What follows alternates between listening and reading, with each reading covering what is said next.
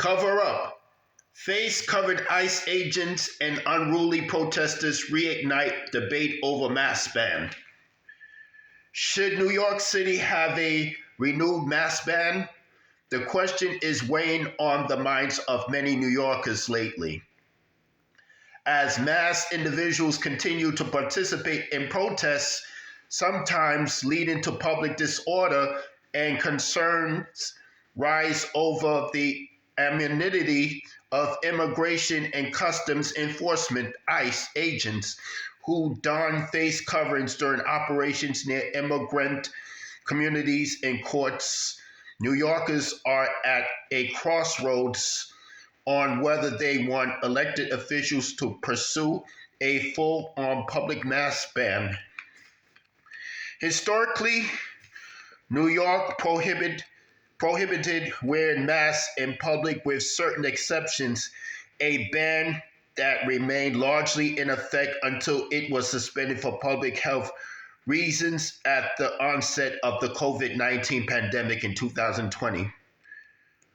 Over the next 5 years, masking regulations became dynamic, shifting from strict universal mandates to targeted requirements in crowded settings lacking social distancing before ultimately being rescinded, leaving no general mandate in place.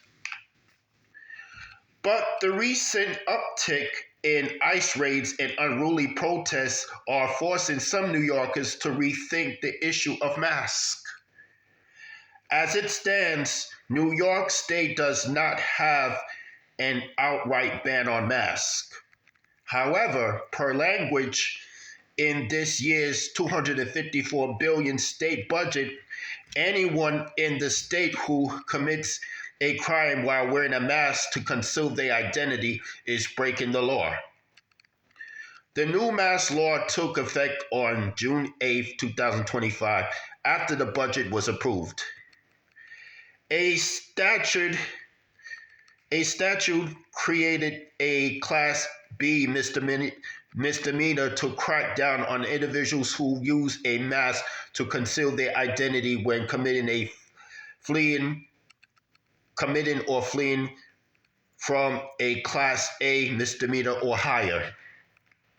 Kevin, a New Yorker from Staten Island, is supportive of the state's action.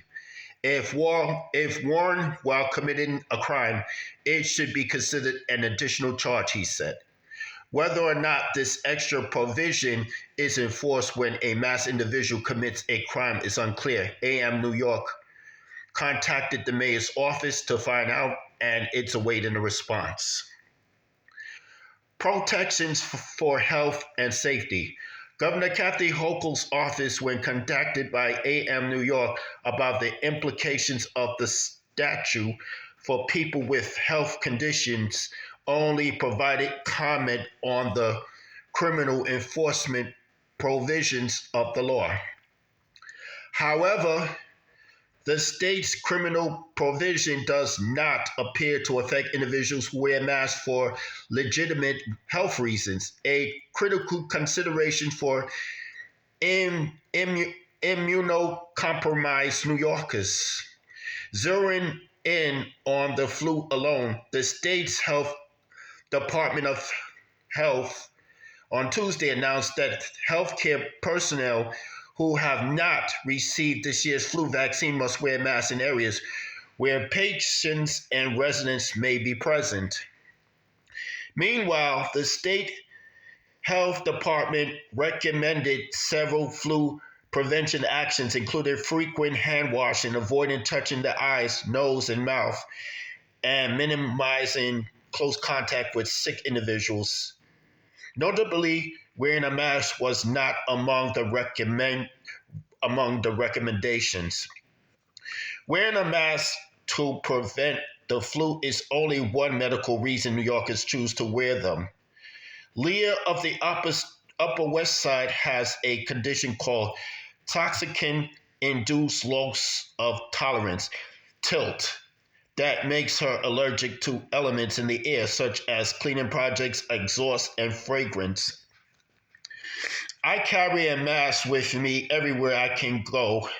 I carry a mask with me everywhere I go in case I need it to save myself from hours or days of illness, she explained. Otherwise, I am very healthy and active. It's like kryptonite to Superman. She added, however, that she would support a ban for the general public as long as it is applied sensibly and with people who need to wear masks for medical reasons in mind.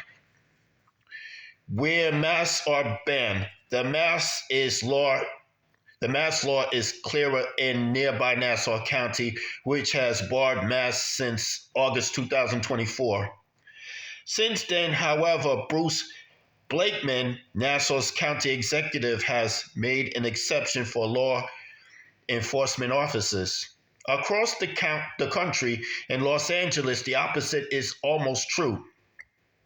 On Tuesday, the city's county board of supervisions took a first vote to approve an ordinance that would prohibit law enforcement, including ICE agents, from wearing masks or concealing their identities when conducting their business. The ordinance marks a significant step towards a ban for law enforcement, but it still needs to be approved. ICE officials have said masks help protect agents, many of whom and their families have been victims of death threats online and physical attacks.